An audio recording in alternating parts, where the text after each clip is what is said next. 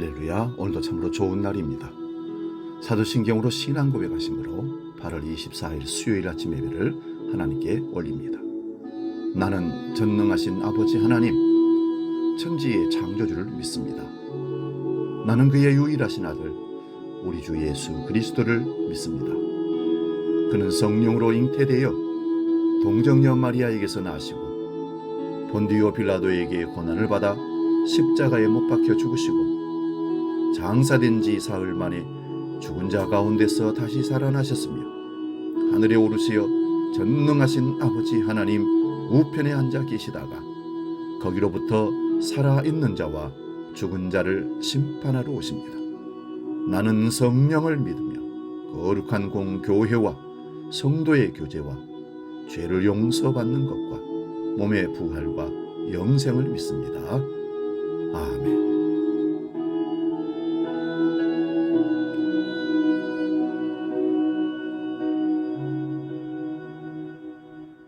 성가 273장 나 주를 멀리 떠나 함께 찬송합니다.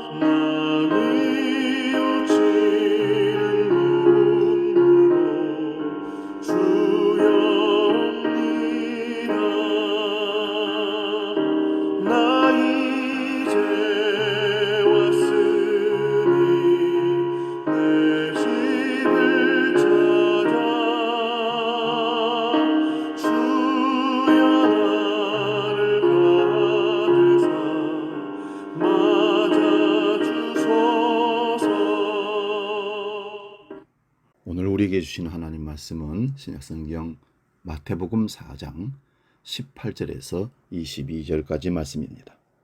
이 말씀 봉독할 때에 살아계신 주님의 음성을 들을 수 있기 바랍니다. 마태복음 4장 18절에서 22절 지금 봉독합니다. 갈릴리 해변에 다니시다가 두 형제 곧 베드로라 하는 시몬과 그의 형제 안드레가 바다에 그물 던지는 것을 보시니 그들은 어부라. 말씀하시되 나를 따라오너라. 내가 너희를 사람을 낚는 어부가 되게 하리라 하시니 그들이 곧 그물을 버려두고 예수를 따르니라. 거기서 더 나가시다가 다른 두 형제 곧 세베대의 아들 야고보와 그의 형제 요한이 그의 아버지 세베대와 함께 배에서 그물 깁는 것을 보시고 부르시니 그들이 곧 배와 아버지를 버려두고 예수를 따르니라. 아멘. 오늘 봉독한 말씀으로 변화라는 제목으로 말씀을 상고하면서 비찬 은혜를 나눕니다. 세상에서 훌륭하다고 인정받는 모든 사람들은 사실 인생의 과정에서 변화를 반드시 거친 사람들이었던 것을 확인합니다. 그냥 태어난 대로 성장해서 성공한 사람은 결코 아무도 없다는 사실입니다. 변화에는 긍정적인 변화와 부정적인 변화가 반드시 따릅니다.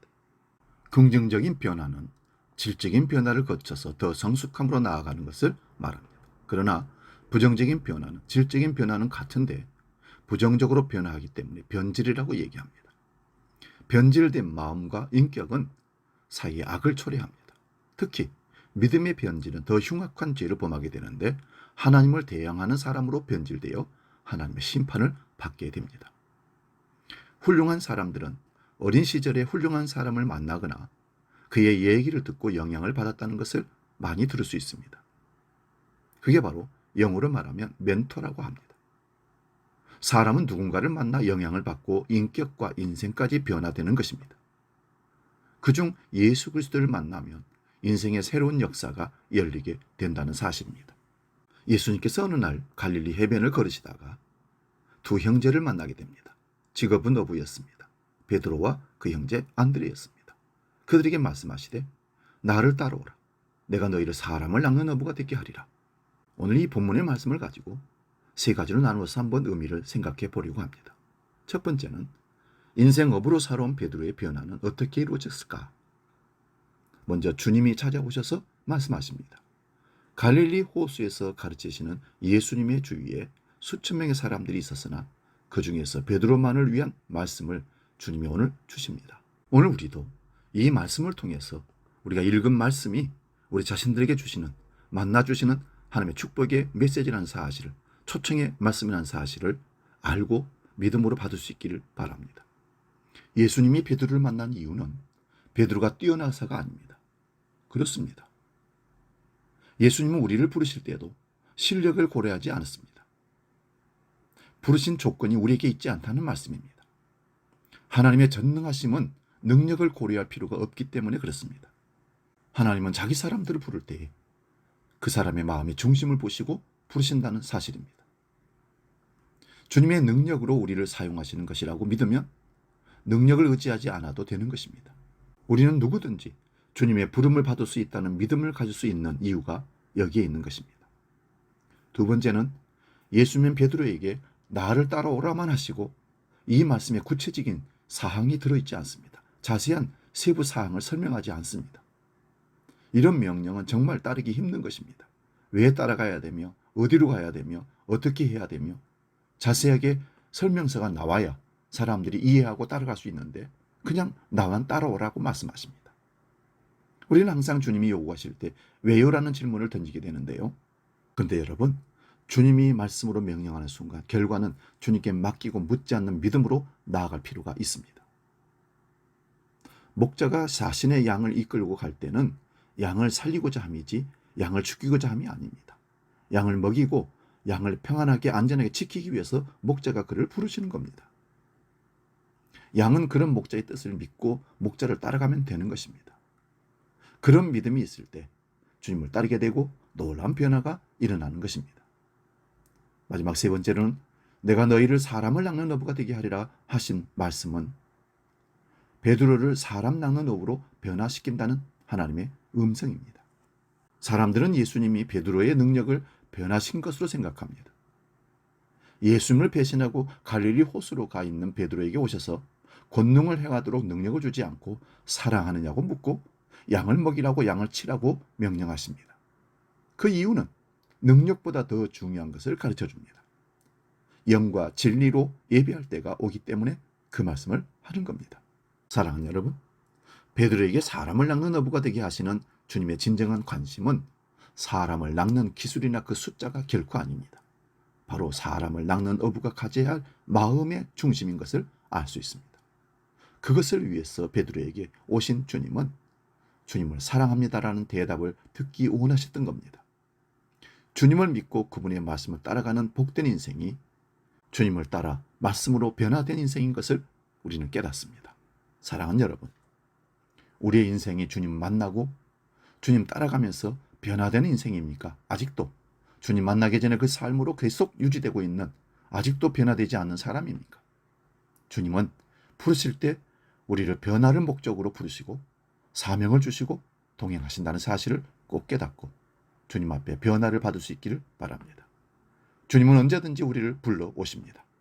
그 부름에 대답하고 그 부름에 변화를 받고 그 부름에 순종함으로 하나님의 영광 드러내는 저와 여러분 되시기를 다시 한번 축원합니다.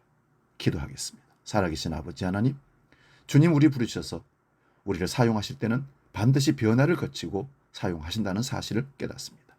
세상에서도 성공한 사람들은 모두가 다 사람들을 보고 변화를 받고 마음의 결단을 새롭게 함으로 이 세상에서 성공했다는 사실을 깨닫습니다. 주님이 우리를 부르실 때는 변화를 목적으로 부르신 것이 분명합니다.